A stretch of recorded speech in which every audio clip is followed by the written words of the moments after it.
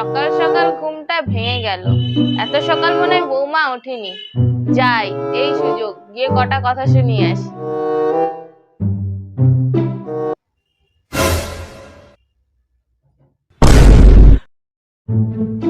কি দেখছি, এত সকালবেলায় উঠে বৌমা ঝাড় দিচ্ছে? যা যা যা যা, সব সুযোগ হাত ছাড়া হয়ে গেল। হ্যাঁ গো বৌমা, ঝাড় দিচ্ছ? কেন মা, আপনি দেখতে পাচ্ছেন না? পাচ্ছি তো। এটাকে কি ঝাড় দেওয়া বলে? এখানে নোংরা, ওইখানে নোংরা, চারিদিকে অপরিষ্কার। বুঝি, তাহলে মা আপনি ঝাড়টা দিন দেখি। আপনি ঝাড় দিলে কেমন এখানে ওখানে হিরের মতন চমকায়। কি বললে, কি বললে? শুনতে পাননি বুঝি? আচ্ছা, আবারও বলছি, আপনি যখন ভালো করে ঝাড় দিতে পারেন তাহলে ঝাড়টা আপনিই দিন, কেমন মা? এই নিন ঝাড়টা। সাহস বৌমা, তুমি আমাকে ঝাড় দিতে বলছো? মা এ কি বলছেন? এটা আবার সাহসের কি আছে? আপনি তো বললেন যে আপনি খুব সুন্দর করে ঝাড় দিতে পারেন, তাই জন্যই তো আপনাকে বললাম, আর কি, আর কিছুই না। কি, আমি তো নিজেই ফেঁসে গেলাম। বড্ড যেতে যেতে আমার কাজের খুঁত ধরা। বুঝুন বুঝুন এবারে।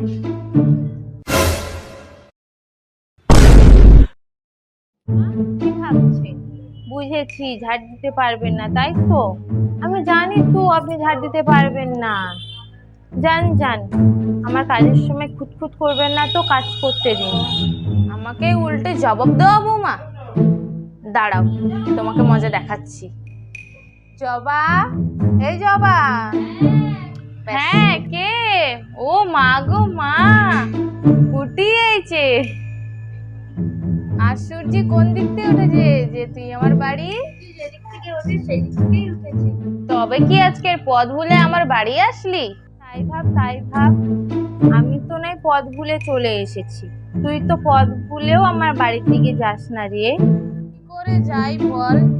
ছেলের বিয়ে দিয়েছি, বউ এনেছি, এখন কি আর নিজের মন মর্জির মতন চলা যাবে? বাবা তুই কি বলছিস? ছেলে বিয়ে দিয়ে বউ আনলে গিন্নিরা সব ঘুরতে যায়, আর তুই বলছিস বাড়ি দিয়ে বেরোতে পারিস না? ওর মতন বৌমা পেলে এরকমই হবে। তাই বুঝি? তা তোর বৌমাটাকে ডাক না, একটু দেখি আমি। চল চল, লাগে ঘরে চল।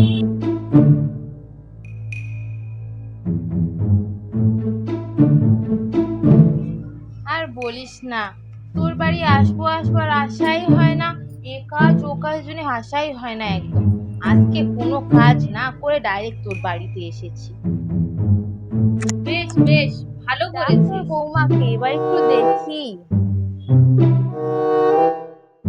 এই নিন কাকিমা, চা মিষ্টি খান, আমি নিজের হাতে বানিয়েছি।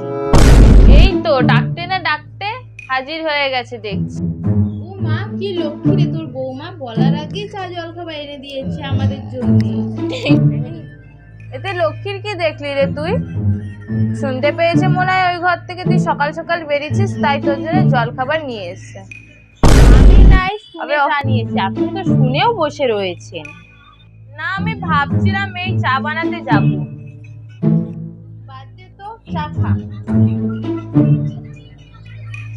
বাহ, চাটা তো খুব মজার হয়েছে। আরে জবা, তোর বৌমা তো বেশ ভালোই চা বানায়। সব ঠিক আছে, কিন্তু বৌমা আর এইটুকু চিনি কম হয়েছে।